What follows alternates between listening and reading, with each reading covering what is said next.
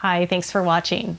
Today we're going to be looking at Such a Fun Age, a 2019 debut novel by American author Kiley Reid.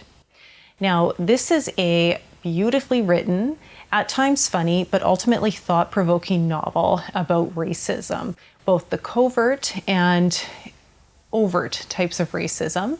And it's very much an intersectional novel. It's also focusing on themes of classism, sexism, ageism, and any kind of discrimination you can think of.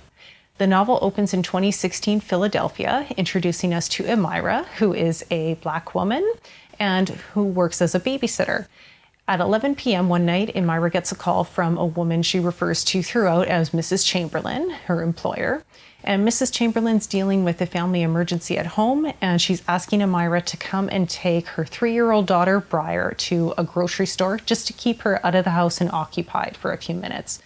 Amira agrees because she needs the money.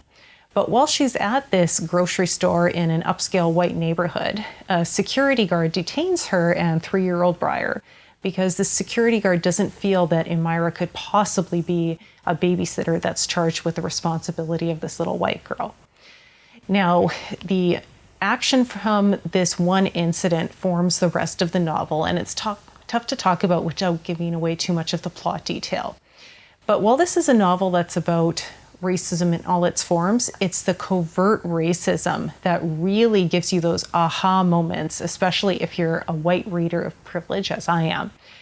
It's so painful to watch the novel from Amira's point of view and see her dealing with all these forms of microaggressions and overt discrimination that she faces as a Black woman.